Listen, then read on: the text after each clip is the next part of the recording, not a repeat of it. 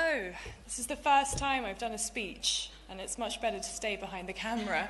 So wish me luck. I'm going to lift this up here. So in 2017, on November 12th, I landed at Heathrow Airport after spending 3 weeks in one of the most hospitable and generous countries I've visited. Upon arriving at immigration, I discovered airport police were waiting for me. I was guided into a private room, sat down, and looked up to see 3 officers with faces of concern. "Are you safe?" they asked me. "We were notified you'd landed from Baghdad." I had just arrived in London after walking the Arbaeen pilgrimage, the world's largest annual pilgrimage in Iraq, for the first time. Perhaps I was the only foreigner on that flight, or perhaps there was something going on I didn't know about. Either way, the sight of someone like me returning from Iraq had officers concerned for my safety. When I was invited to walk Arbaeen, it was out of the blue and only 2 weeks before the pilgrimage, but I felt compelled to say yes. I accepted for a multitude of reasons, but more than anything, I believed strongly that there was surely more to Iraq than conflict. By accepting the invitation, I was fighting against all my senses, after growing up in the UK and only seeing a war-torn Iraq in the media. I was anxious, 24 at the time, not Muslim, white middle class, from Surrey. I'd never visited the Middle East before, had not met a Muslim until I was 16, and my family's experience of the Middle East extends to Lebanese wine. I'm a photojournalist, and up to this point in 2017, I had been working for 3 years, documenting stories focusing on female empowerment, human rights, and the environment. I became increasingly aware over those years of those who profited from pandering to the fears of the general public, particularly in the West. I noticed the shades of grey, the inherent bias, and at times the blatant lies. I noticed the more I travelled and the more I questioned, the smaller the world felt, and as I moved through it, but parallel to that, how infinitely large it can be. When I started this career, I was advised by several journalists that to get attention and be successful, I would have to cover conflict in the Middle East. I was advised to invest in the very narrative that I now defiantly fight against. I accepted to walk Arbaeen as it was the most positive, peaceful story about a misunderstood religion in a country and region that had been historically reported negatively and at a time of increasing hate crime towards Muslims. I couldn't help but question how as many as 25 million pilgrims walked to Karbala over the course of 40 days in mourning for a man who died 1400 years ago, and it wasn't worthy of global attention. I also thought if this many people were walking and safe, then I would have to trust I would too. As I researched Arbaeen from home, the only story I could see was coverage from a suicide bombing in 2016, and even now, Arbaeen is almost unreported in the West. And so there I was, at Najaf Airport, with a team of Iranian and Iraqi filmmakers preparing to make a documentary on Arbaeen to capture the attention of a wider non-Muslim audience.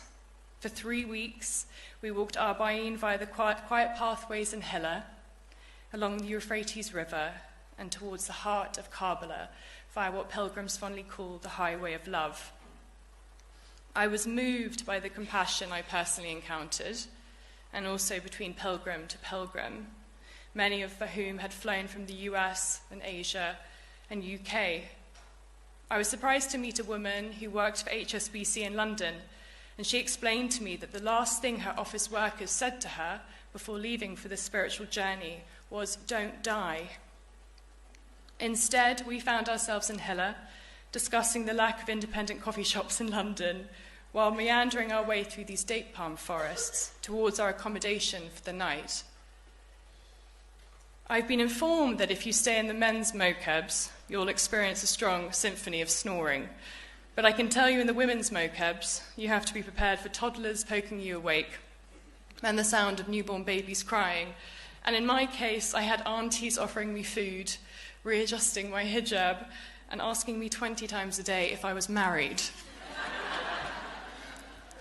Everyone was there for the same reason, to pay respects to Imam Hussein, and yet we were all on different journeys. While I'm not Muslim, I found the message of Arba'een at an enormously transitional point in my life. And I found many pilgrims had decided to walk Arba'een after losing a loved one or fleeing conflict, those who had waited much of their life to be there in their 80s and 90s. And I also learned that in 2017 and 2018, more women than men walked Arba'een. When we reached Imam Hussein's shrine the day before Arba'een, I stood on a rooftop looking out at a stream of pilgrims arriving in the city, and at my colleagues knelt on the floor weeping in the presence of Imam Hussein's shrine. I felt overwhelmed and confused. How could up to 25 million people walk in peace every year and no one know about it? How could they mourn for Hussein as if he had just died that day? And how could one man unify so many people in one place, and yet so few globally know about it?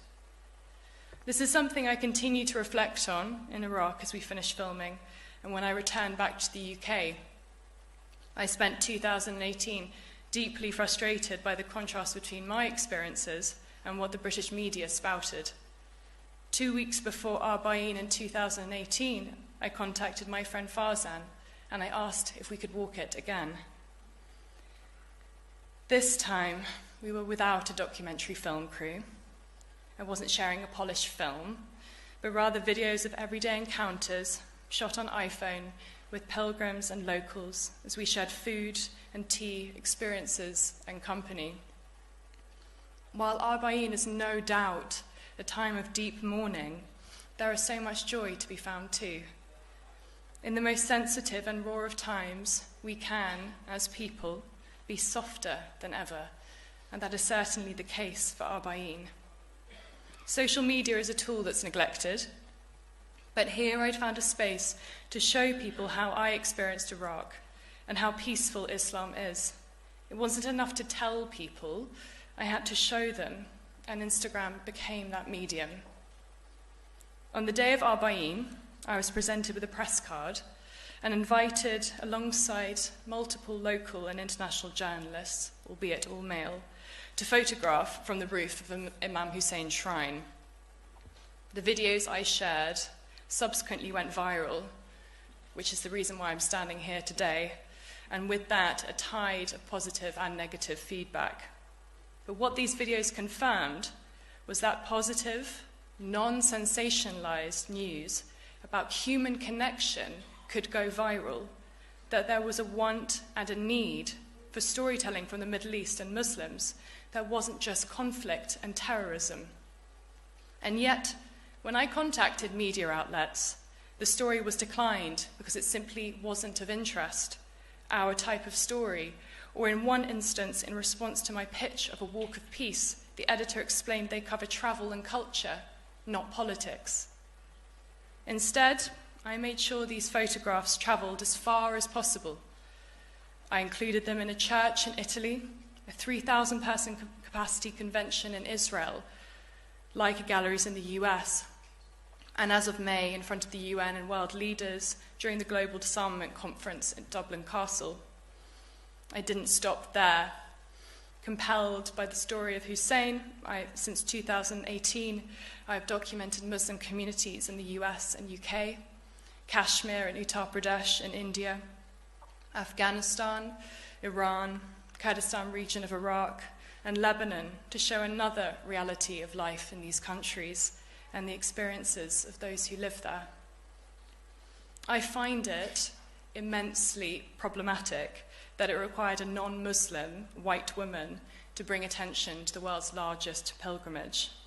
It exacerbated the privilege that I held, and I realized how much more inclined people were to listen to me than Muslims. There are steps white people can make, and the first is to recognize our privilege. Staying out of politics and not lending our support as allies to Muslims is privilege in action. The color of my skin and religion will likely not make me a target of bigotry, attacks, deportation, or genocide. If your life is not at stake, you'll feel less inclined to engage, and in doing so, you are complicit. From birth, I have been granted privilege, and with that, I will use it responsibly. And to be an ally for Muslims, and indeed any community. Since walking Arba'in, I have learned how best to use my voice, with the support and the advice from Muslim colleagues and friends, many of whom are in this room. I can lend my voice to make a difference, while making space for the voices of Muslims. When the men at Heathrow Immigration asked me if I was safe, I told them, very simply, that the very reason they wanted to interview me was the very reason I had gone to Iraq, to show people it's not what they think it is. I opened my laptop and I showed them my photographs. I believe they're being exhibited somewhere in this building. And I showed them these pictures from the pilgrimage. They started to ask me about Shia Islam and what Iraq was like. And in that moment, 3 non-Muslim male police officers apologized for making the assumption that I was in danger simply because I'd been in Iraq. I left that room feeling like I had, in the briefest of moments, used my privilege to provide the men with the tools to question. They wanted to know, they just didn't know what to ask. Many of us don't have the courage to ask the questions, and many of us will bypass this requirement and come to our own conclusions about people and communities. And likewise, it isn't the responsibility of Muslims to educate non-Muslims, but I'm hopeful that those with privilege, like myself, can not only support Muslims, but also encourage non-Muslims to engage in activism. Journalism has the power to bring about change, to shift perspective, to empower. It always has, and it always will. And the choice is how we use it. We must collectively stand up on the right side of history, to never be silent bystanders, and to stand up against injustice, just as Imam Hussein did 1400 years ago. There's no more important message in my life to share than this. And thank you, Imam Hussein Summit, for inviting me here today.